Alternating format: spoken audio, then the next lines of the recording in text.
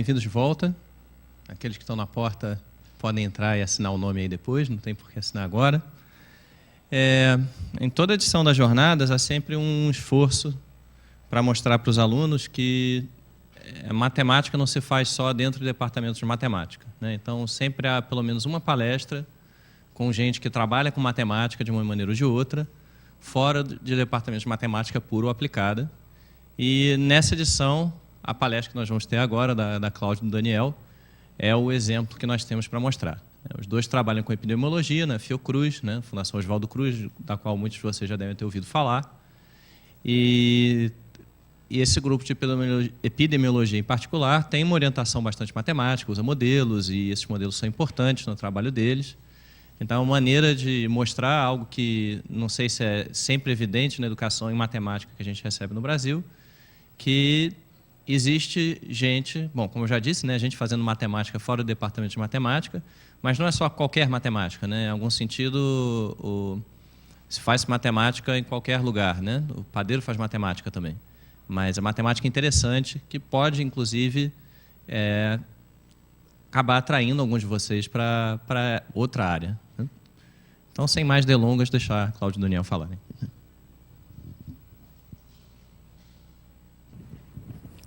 Bom, obrigada pelo convite.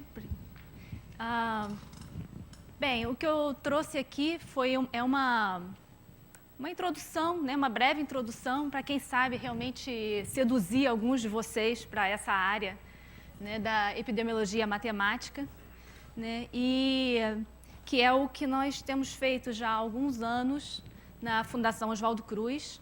Não sei se todos conhecem, a Fundação Oswaldo Cruz é um instituto de pesquisa do Ministério da Saúde, né, que fica nesse lugar bonito, que eu também trouxe essa foto para competir com o IMPA, né, porque é em beleza. Né, e, basicamente, lá nós temos um grupo em torno de 15 pesquisadores e alunos pós-docs, né, de várias áreas de conhecimento. Tem o pessoal da matemática, da estatística, da engenharia, física, tem os médicos, biólogos, né, que, de uma maneira interdisciplinar, trabalha dentro dessa questão das doenças transmissíveis.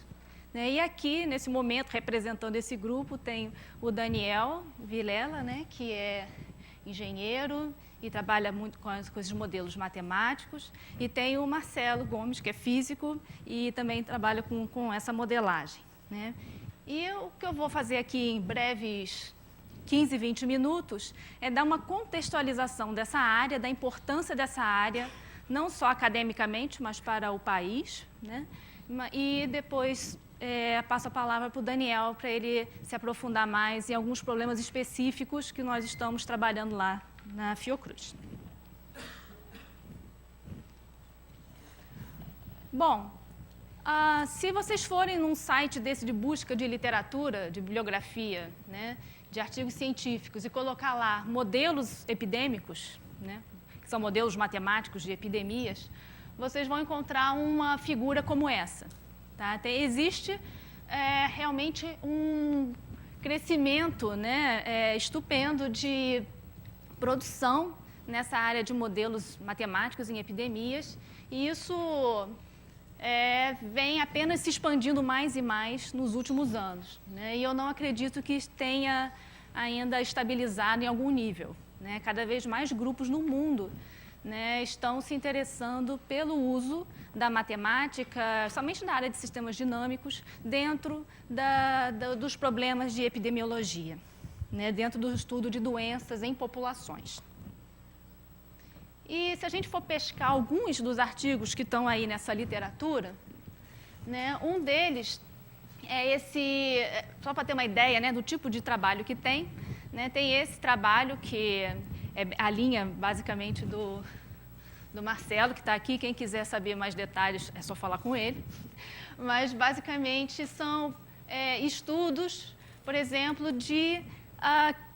para entender, né, a forma de propagação de doenças, como no caso aqui, a influenza, pelo mundo, né? Então, você tem doenças que são, no fundo, organismos, né? Doenças transmissíveis nada mais é do que um organismo patogênico que se propaga numa população de hospedeiros, né?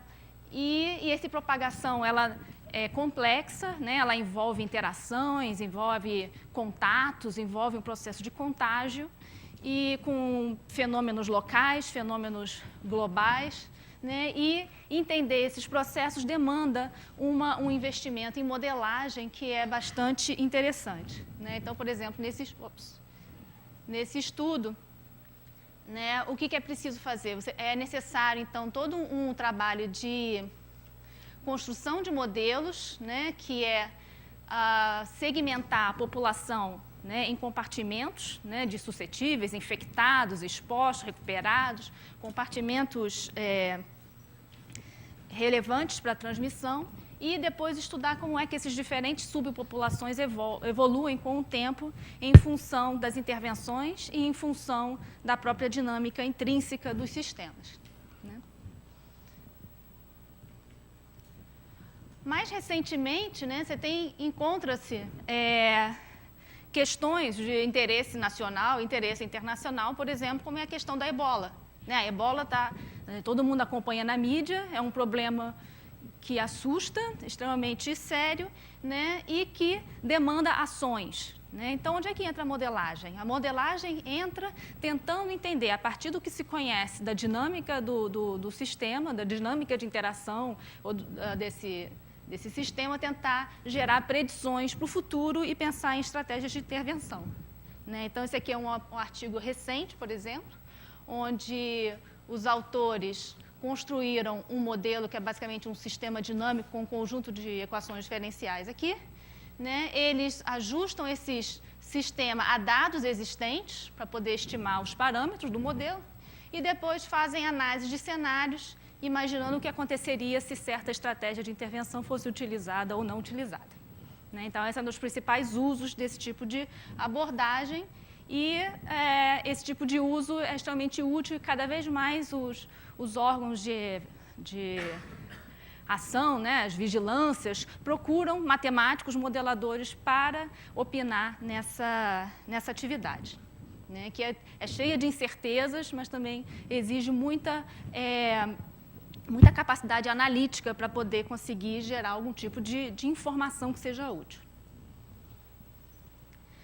Outro problema que nós estamos, né, vamos enfrentar nesse verão com certeza, é a questão da chikungunya, né? Quem já ouviu falar em chikungunya? Vocês, né?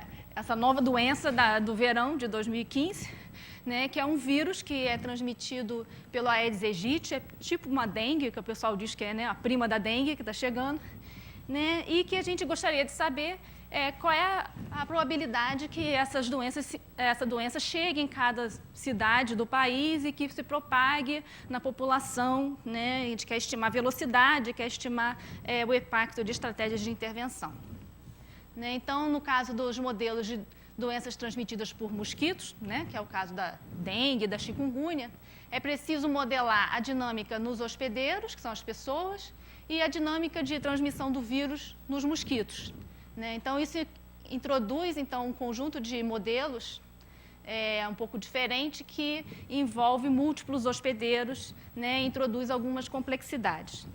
Mas, basicamente, a estrutura básica é a mesma, onde se constrói um conjunto de equações diferenciais que descrevem essa dinâmica, e a gente procura, então, ajustar a dados ou estimar de alguma forma os parâmetros e estudar cenários, né? Estudar equilíbrios, estudar a estabilidade desses equilíbrios, qual é a probabilidade de invadir, a probabilidade de se extinguir, esse tipo de fenômeno.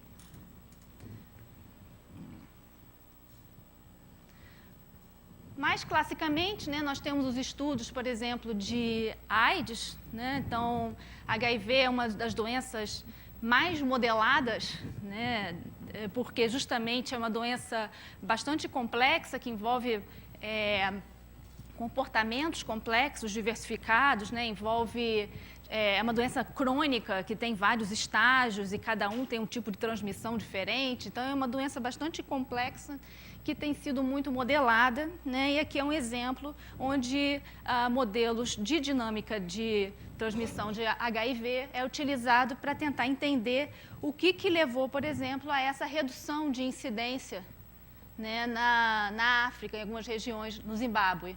Né, se seria a questão do tratamento ou se seria uma questão de alteração de comportamento, né, de transmissão, comportamento de risco.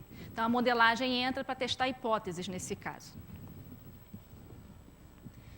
Aqui no Rio, isso aqui é um exemplo só mais local, né, de um modelo de uma aluna de mestrado nossa lá, onde ela estava discutindo a questão do sacrifício ou não de cães, né, para o controle de leishmaniose. Então, leishmaniose é uma doença transmitida também por um vetor e ela tem os cães como reservatório e é muito comum em Minas Gerais e em outras regiões, né, e é uma doença que está se expandindo pelo país também e que uma das formas de controle proposto é justamente o sacrifício de cães, né. Só que o sacrifício de cães demanda o diagnóstico, né, você tem que ver se o cão é positivo para aquela infecção. E esse diagnóstico, ele tem uma incerteza, ele não é 100%.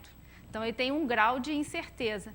Então, quando a gente introduz essa incerteza no diagnóstico do modelo, isso cria uma complexidade maior, né? Porque você vai acabar interferindo numa dinâmica de transmissão que pode estar...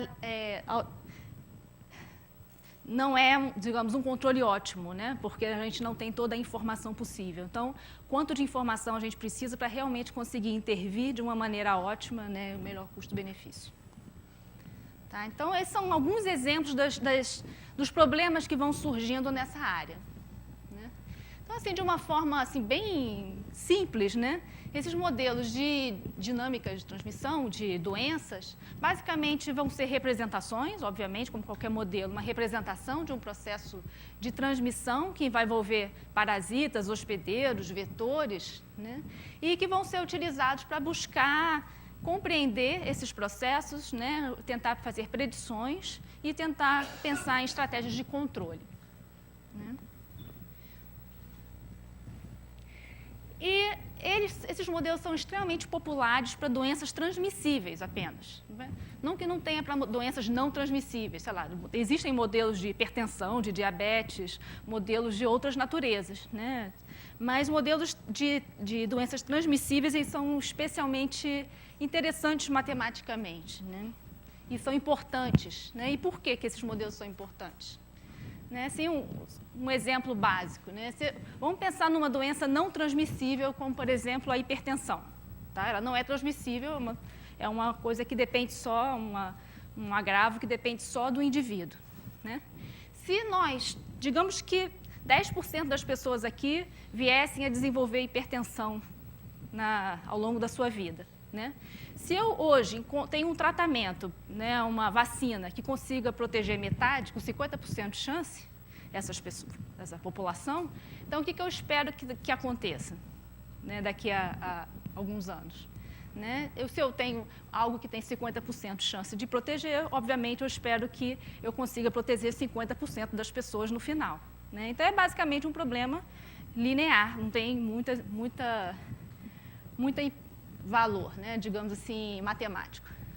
Agora, quando a gente vai lidar com uma doença transmissível, a situação fica diferente. Né? Então, digamos que eu tenho uma população que tem uma prevalência de HIV de 10% hoje.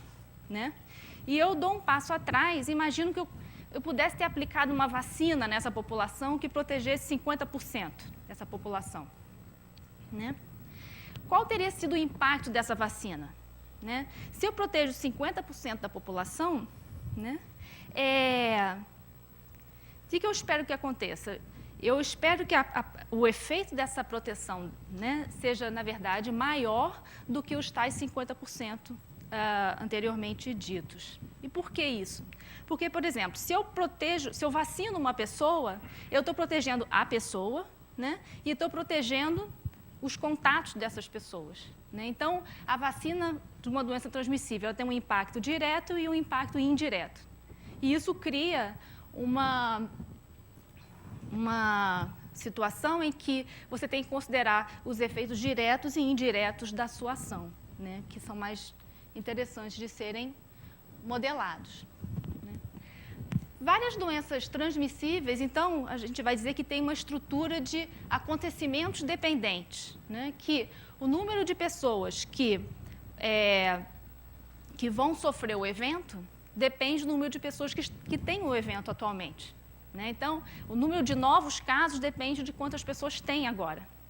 Né?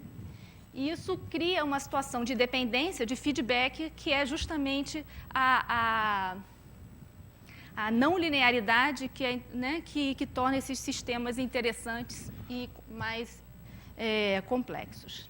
Né? Então, basicamente... Então, todo o sistema de transmissão, né, todo o processo de transmissão vai ser um processo autocatalítico, né, porque ele vai gerando um processo epidêmico, que cada caso gera novos casos, então tem um processo autocatalítico, e cujo cerne, né, qualquer modelo desse, vai ser, então, a busca, né, por identificar quais são os fatores que afetam a velocidade com que novos casos são gerados a partir de casos antigos. Então, a modelagem vai se concentrar nesse tipo de construção. Esses modelos em epidemiologia matemática, eles são antigos, né? Os primeiros tentativas de modelar doenças e epidemias datam de 1700, 1800, aí tem uma breve descrição, né? Mas o fundamento teórico dos modelos atuais, ele se estabelece em 1927, com os modelos de Kermack-McKendrick, seria a base fundamental dos modelos que atualmente nós utilizamos, que são os modelos chamados CIR. Né? E esses modelos, basicamente, servem para modelar a propagação de uma doença de transmissão direta numa população, como uma gripe. Eles são um modelo... com 3 equações, né, e que tem uma série de propriedades interessantes, de limiares, de bifurcações, que foram investigadas justamente nesse artigo, por esses autores. Né, e a partir desse trabalho seminal de Kermack-McKendrick, então, desde 1930, vem se desenvolvendo, então, de forma cada vez mais crescente, dentro daquela literatura que a gente viu no começo, toda essa área, essa disciplina da epidemiologia teórica, né, que é importante salientar, ela tem uma série de características em comum e compartilham muitas das propriedades e da forma de pensar dos modelos de ecologia de populações de outras áreas. Né? Então, para quem de vocês vem da área que tem interesse de estudar ecologia de populações ou genética de populações, vai encontrar no estudo de doenças transmissíveis um arcabouço teórico bem semelhante. Né? Porque, na verdade, a gente continua, dentro da epidemiologia, estudando dinâmica de populações, só que é uma população específica que é a de parasitas, né, em hospedeiros. E, atualmente, né, existem muitos desafios colocados, né, nessa disciplina. E se a gente fosse fazer um leque assim, das grandes questões que surgem dentro dessa área, e dentro da parte de modelagem matemática, eu diria que essas são as mais importantes. Né? Que os modelos matemáticos de epidemias, né, cada vez mais, eles precisam incorporar heterogeneidades, né? As pessoas não são iguais, as pessoas têm diferenças de suscetibilidade, de infecciosidade, de comportamento. Então, a introdução de heterogeneidades nesses modelos é uma porta aberta para a investigação. Né? A questão da estocasticidade, existe já uma literatura vasta de processos estocásticos dentro dessa área, mas ainda assim existe muito caminho para investigação. Os modelos espaciais, né, que qualquer epidemia acontece no espaço, então estudos de difusão são extremamente interessantes e importantes. Evolução, né, então as doenças, obviamente, os parasitas sofrem uma forte pressão seletiva. seja do sistema imune do hospedeiro, seja das vacinas e de qualquer ação que a gente exerce. Então, existe uma questão de evolutiva que tem sido muito investigada com teoria de jogos, com aplicação de modelos evolutivos, né, dentro dessa área, que é muito interessante, pode ser um foco de interesse aqui. A questão de invasão e emergência, né, então, uma discussão de probabilidade de invasão de novas espécies. Então, a ebola, qual é a probabilidade de que a ebola consiga se estabelecer, que chegar e se estabelecer? Qual é a probabilidade que a chikungunya chegue e se estabeleça? Né? Isso é claramente um processo envolvido, é um processo probabilístico que tem uma série de questões de modelagem envolvidas. Né?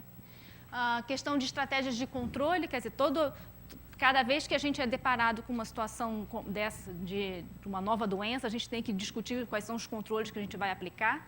E existe toda uma modelagem que mostra que, dependendo da dinâmica específica de uma doença, uma quarentena vai ser melhor do que um tratamento profilático, vai ser melhor que um tratamento a posteriori. Então, existem várias estratégias que podem ser discutidas dentro do âmbito de modelos.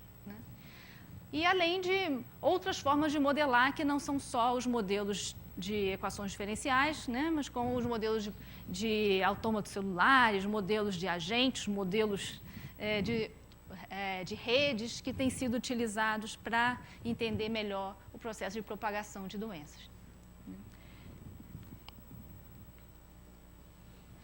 E eu vou parar aqui, passar a palavra para o Daniel, né, que ele vai, então, falar de algum problema mais específico que nós estamos trabalhando lá na Fiocruz.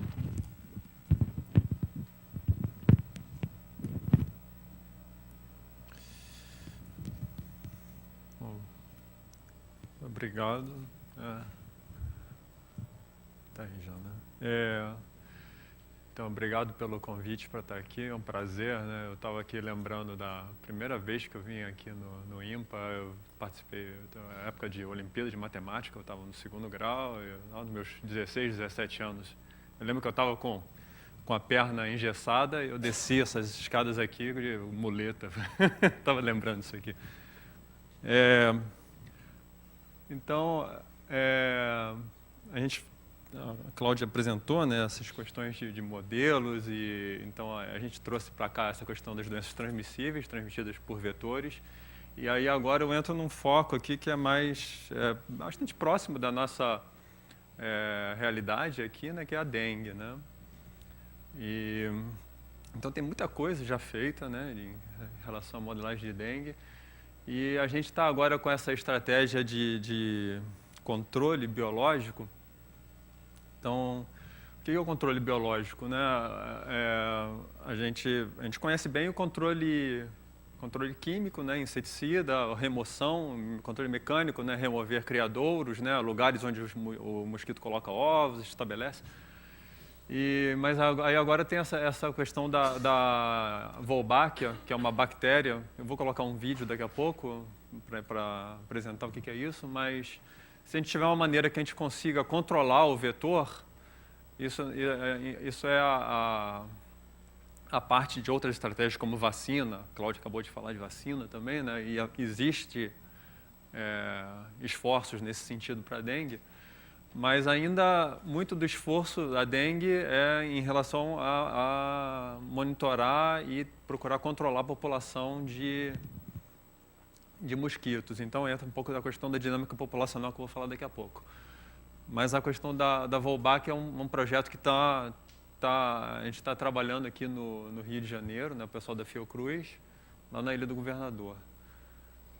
Se tiver uma maneira que a gente consiga ou esterilizando mosquitos ou colocando no caso dessa bactéria, né, que bloqueia o vírus da dengue, e aí ele não consegue transmitir, isso é um controle biológico. A gente não está lançando inseticida no ambiente, mas a gente está controlando essa população, a gente está controlando a doença.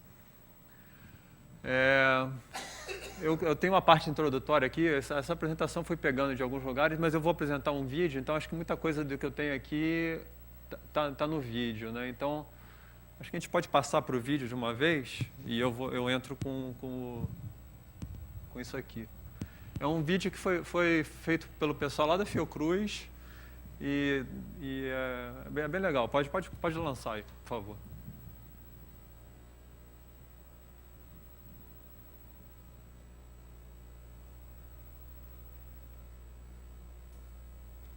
Tem um som aí.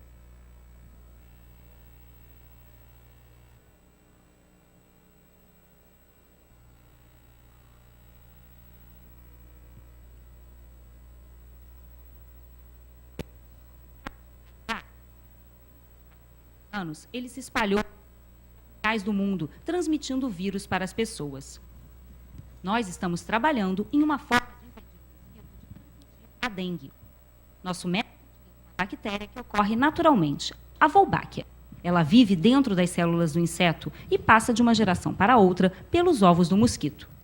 A Wolbachia pode ser encontrada naturalmente em mais de 60% de todas as diferentes espécies de insetos, como as moscas das frutas, mariposas, libélulas e borboletas. O segredo do sucesso da Wolbachia é que ela interfere na reprodução dos insetos para se beneficiar. Funciona assim. Se um macho com Wolbachia cruza com uma fêmea que não tem a bactéria, os ovos que ela produzir não vão originar filhotes. Se a fêmea tem Wolbachia e o macho não, ela produz seu número normal de ovos e todos os filhotes terão a Wolbachia. Quando dois insetos portadores da Wolbachia cruzam, acontece o mesmo e todos os filhotes terão a Wolbachia. Assim, o número de indivíduos portadores da Wolbachia aumenta rapidamente até que quase todos os insetos daquela população tenham a bactéria. Nosso objetivo era verificar a possibilidade de usar a Wolbachia para bloquear a transmissão da dengue. O primeiro passo foi introduzir a Wolbachia no mosquito, que passaria a bactéria para as futuras gerações.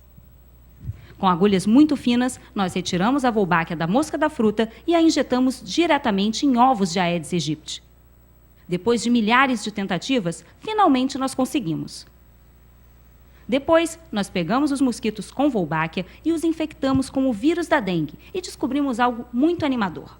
O vírus não se desenvolveu bem no mosquito e, se ele não pode se propagar, também não pode ser transmitido para as pessoas.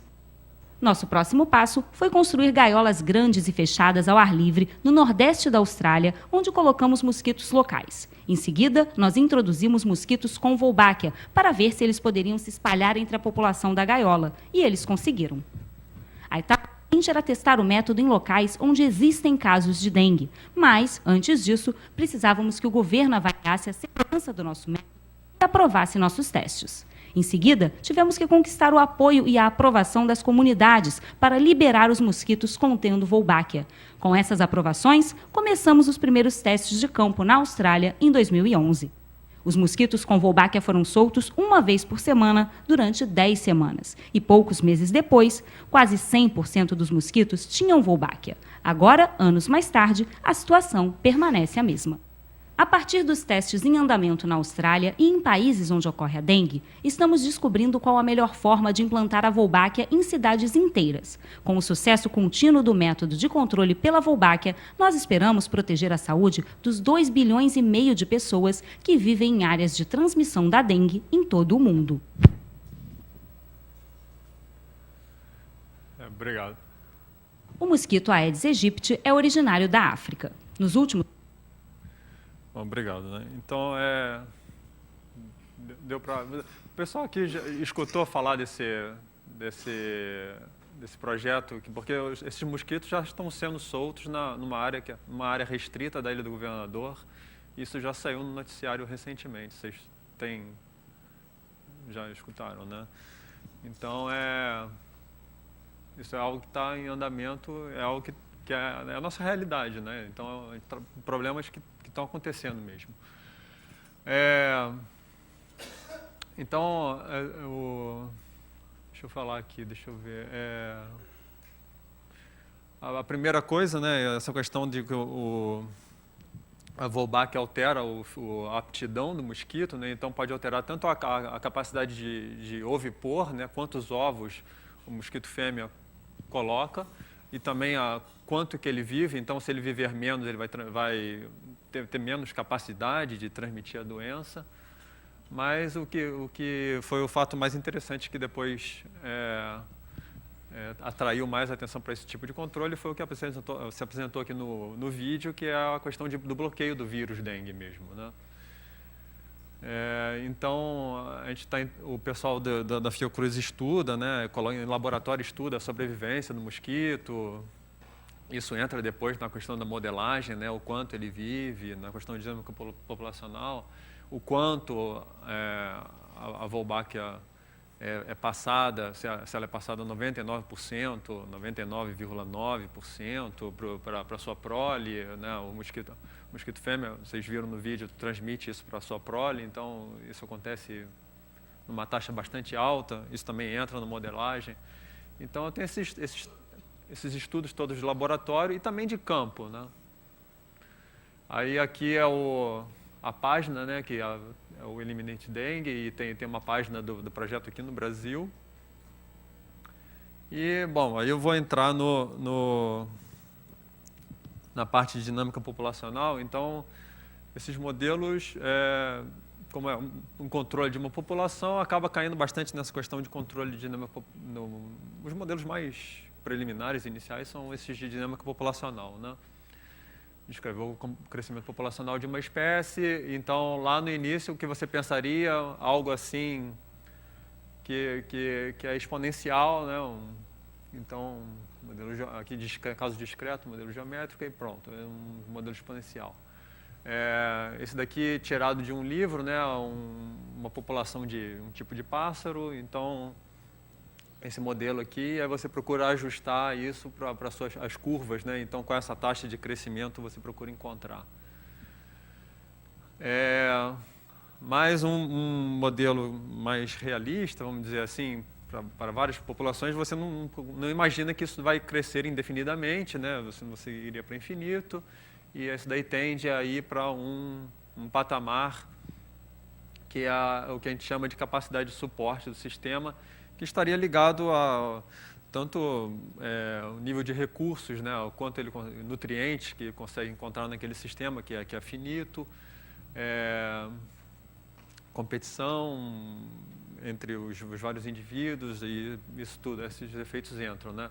Então, aí entra ali um crescimento que, se você for colocar em termos de taxa, né, tem aquele R, que seria aquela taxa exponencial, né? Mas você vai ter também um efeito aqui que é não linear, né? E que entra um produto aqui, e essa capacidade do suporte aqui, onde lá no modelo contínuo, né, a derivada vai ficar zero, então você chega naquele patamar ali na capacidade de suporte. Essa apresentação, eu fui pegando coisas das minhas apresentações que eu tinha apresentado e das minhas aulas. Então, das minhas aulas estão em português, então tá assim, né? Aí, lá na Fiocruz, quando eu mostro isso, eu apresento isso para biólogos, né, para pessoal tudo, e aí eu coloco aqui, explico que são pontos de equilíbrio, tal, derivada, mas aqui eu vou passar rápido assim. Mas uma coisa que é interessante disso, a Cláudia chegou a falar de limiar, né? E aí eu vou colocar dois casos aqui que eu acho que são interessantes, então que a gente mostra que a gente vai ter limiares, né? Então, pontos definidos que são equilíbrios instáveis e pontos estáveis, e esse limiar dado por esse equilíbrio instável, dependendo disso eu posso ter ir para um ponto estável ou outro. E no caso aqui, um exemplo seria o da Wolbachia, a Wolbachia se estabelecendo no ambiente ou não. Então, a gente vai chegar lá. Então, aqui a questão de equilíbrio instável, quando eu mostro lá, eu posso sair de um ponto e cair para um lado ou para o outro, né? Isso que eu mostro nas minhas aulas, equilíbrio instável. E a parte ainda desse crescimento logístico, aí aqui um exemplo de modelo estocástico, né? Uma simulação, né, aqui no caso. Mas aí uma simulação eu posso ter toda...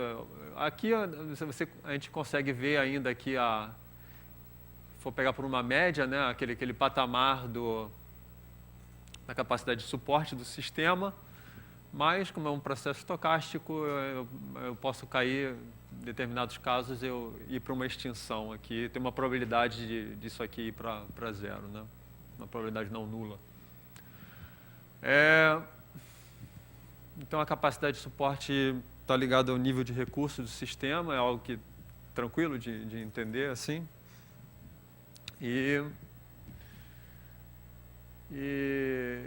Mas alguns modelos que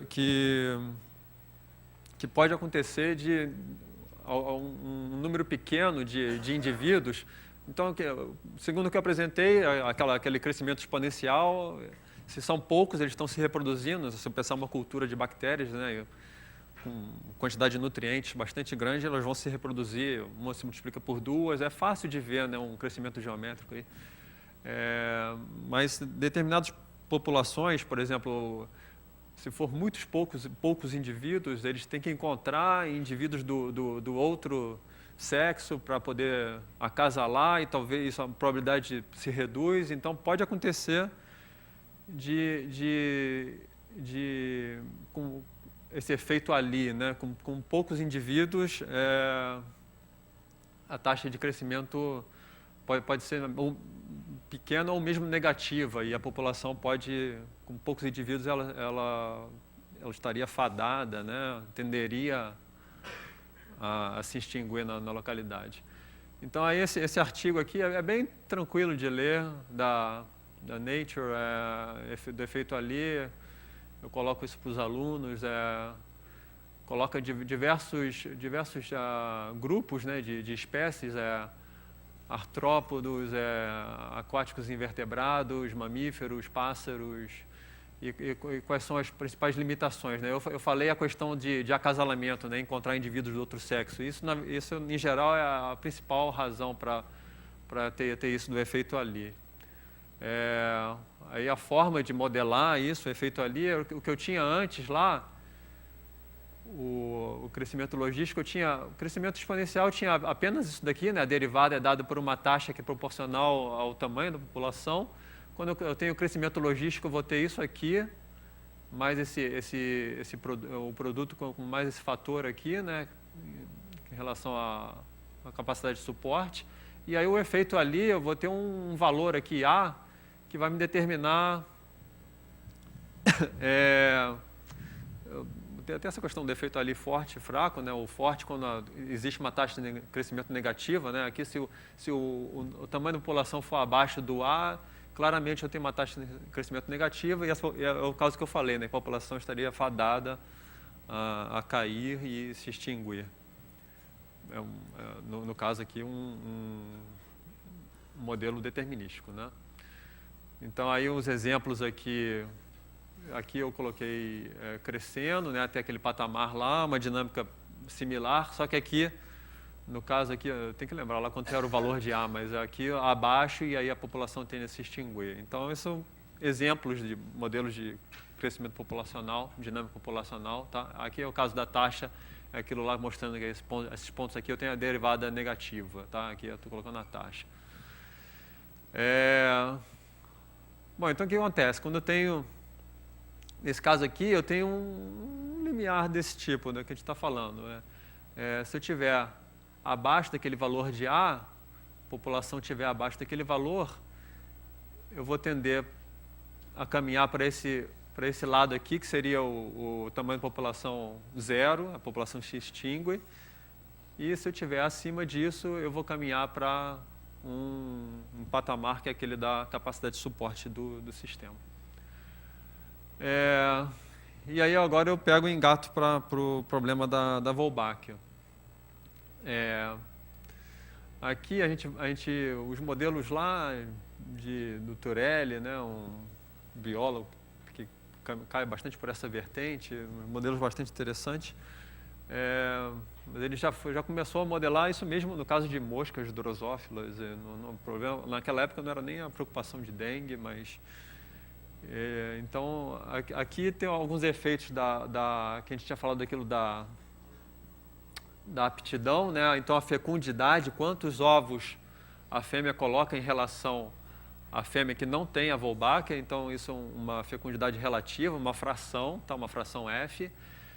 a taxa de sucesso quando existe aquele acasalamento incompatível, tá? O macho que está infectado, ele não consegue, ele acasalando com uma fêmea não infectada, os ovos não são viáveis, como a gente viu no vídeo. E uma falha na taxa de transmissão vertical, a fêmea transmitindo a Wolbachia para a sua prole, isso modelado por uma taxa μ. E depois, na parte da modelagem, o Turelli acaba trabalhando mais com 1 menos a fração F, 1 menos o H, ele acaba trabalhando com esse SF, SH, isso aparece bastante na literatura, eu deixei aqui. Mas aí a gente, para trabalhar isso aqui, que a gente pode ver, né? O acasalamento entre fêmea infectada e macho infectado, fêmea infectada com não infectado com infectado, as 4 possibilidades aqui. A frequência, então eu coloco aqui que a frequência de infectados é uma frequência P, tá? Uma fração aqui de quantos são os infectados naquela população, infectados com a Wolbachia, tá? Eu estou falando aqui, no caso, sempre com Wolbachia, não estou pensando em vírus dengue agora, tá? Mas então aí, nesse acasalamento aqui, infectados com infectados, quantos vão aparecer aqui na próxima geração de infectados, quantos vão aparecer de não infectados?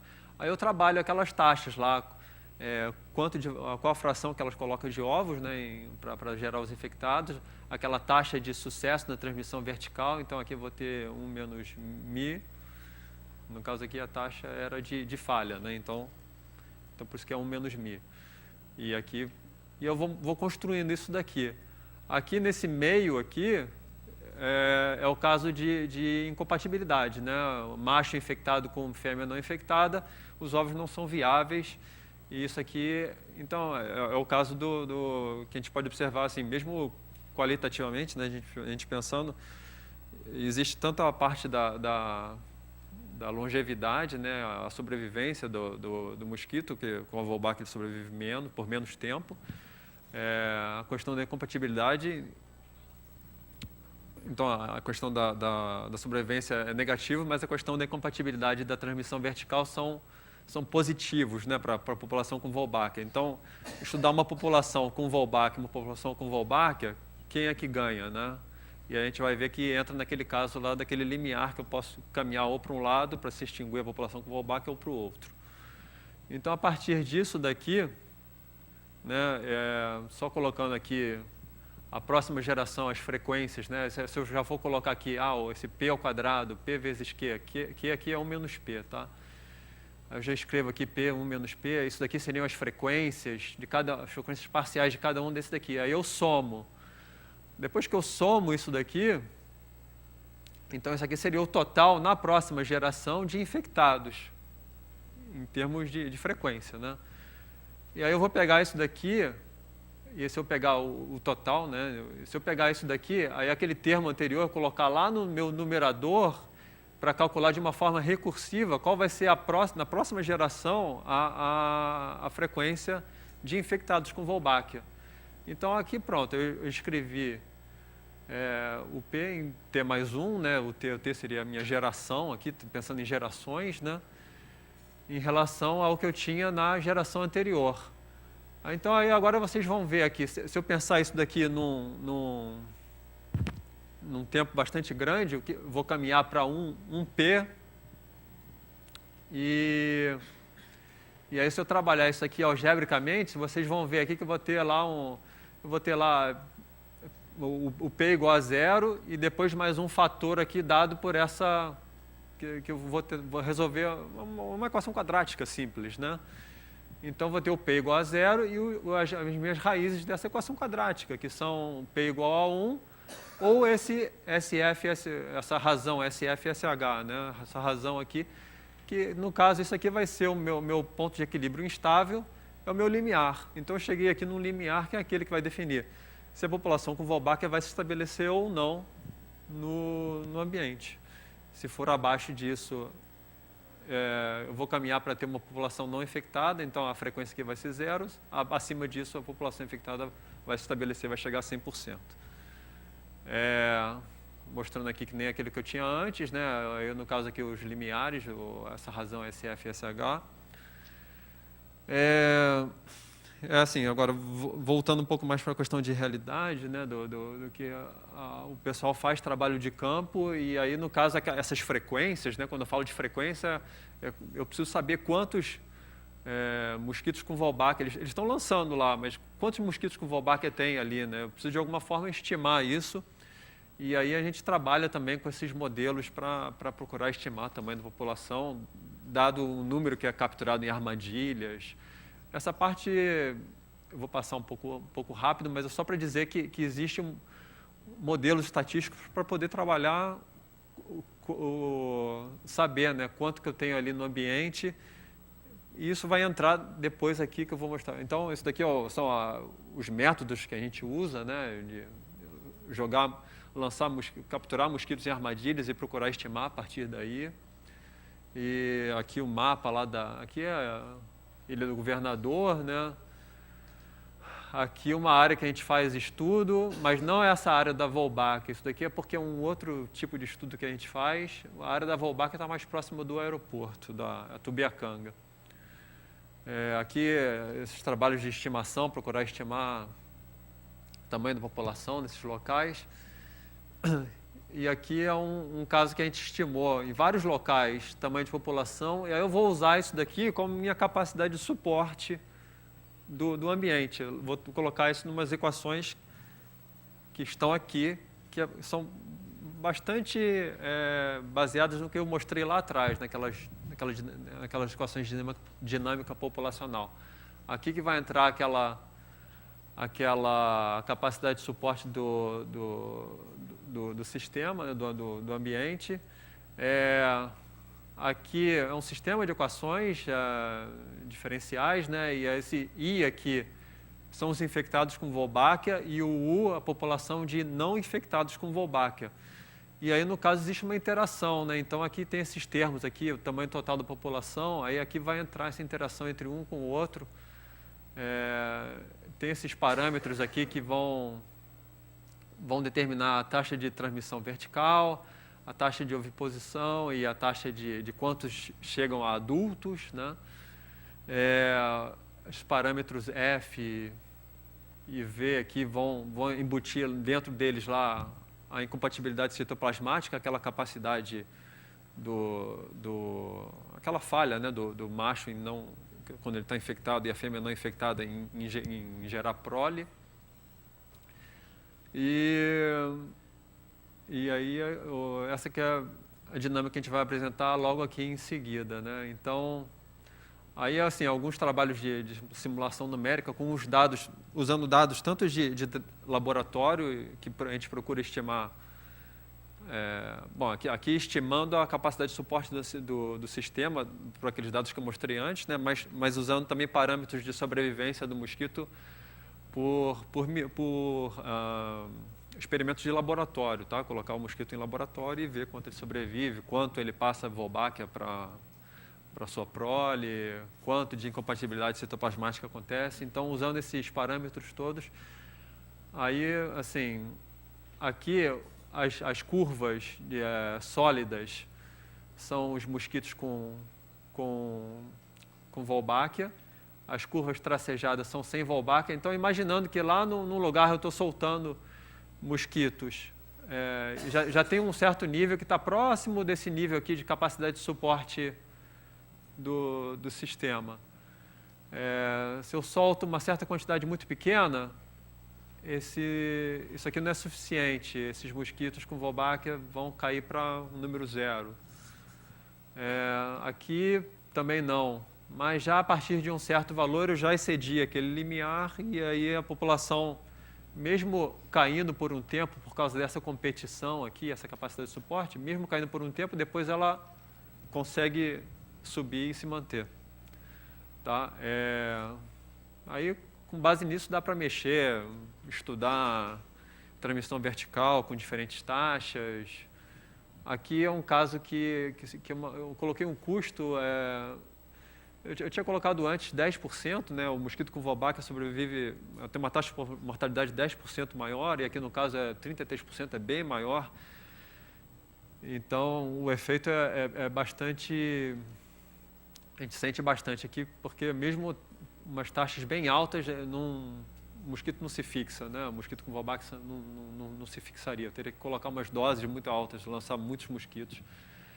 E lá na Austrália, eles começaram a usar uma cepa, né, que a gente fala, uma população de cepa de Wolbachia, né, que eles colocaram que era bastante deletéria, né? Os mosquitos sobreviviam bem menos e eles observaram algo que na prática o mosquito não estava se fixando, e depois disso começaram a usar outras cepas e que o mosquito, esse efeito na sobrevivência do mosquito era bem menor. Então, aqui no Brasil é um mosquito com o background genético do brasileiro e com um mosquito de Wolbachia uma Wolbachia que foi trazida de lá, e vamos esperar o que vai acontecer, né? Esses aqui são estudos de simulação, né? Aí o que eu falei aqui é aquilo, né? Medindo a transmissão vertical, né? Eu tinha colocado antes 96% e aí depois colocando aqui 99%, vendo o efeito, né? Uma população que não se estabeleceria, de repente já com esse 99% já dá para se estabelecer. Então dá para a gente mexer e procurar analisar esses casos todos antes de fazer lá É claro que no campo tem vários efeitos, né, que a gente... heterogeneidade, várias coisas que a gente também... Mas dá para a gente ter uma noção. Aqui só colocando esse efeito de pulsos, né, porque em geral esses lançamentos são feitos semanalmente. E aí aqui eu tinha colocado lá aquele diagrama de fase em linha, né, phase line, né, e aí aqui, como eu tinha a população de infectados e não infectados, eu coloquei um diagrama de fase aqui interessante, é aquela questão o ponto de equilíbrio ele cair para se estabelecer ou ele ir para se extinguir, né? Só a população de infectados permaneceria no ambiente dentro dessa capacidade de suporte. A parte, muito do que eu apresentei aqui tem colaboração com várias pessoas, né? Dentre elas a Cláudia, o pessoal lá da Fiocruz, parte também de entomologia, pessoal que trabalha no laboratório com os mosquitos e tal.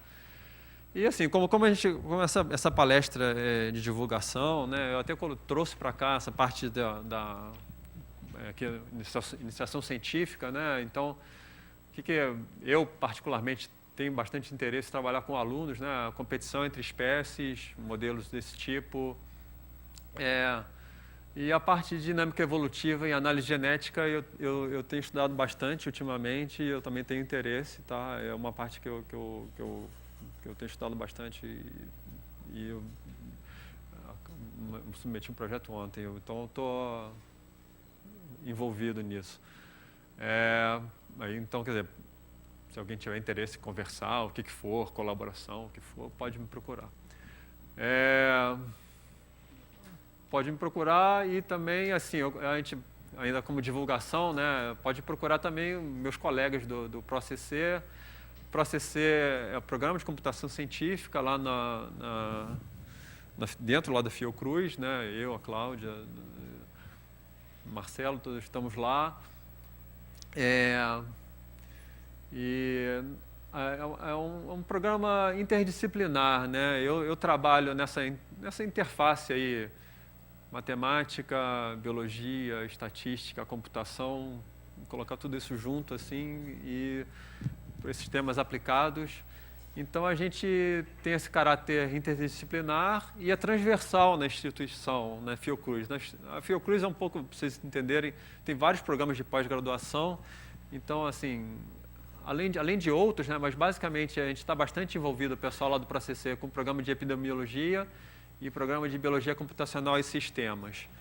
E, então, dependendo dos casos, se é algo mais com doenças transmissíveis, seria epidemiologia, tudo depende, né? Mas a gente está bastante envolvido nisso aqui, nesses programas. Então, o pessoal aí de iniciação que está lá pensando mais na frente, mestrado, doutorado, já pode colocar esse embrião na cabeça.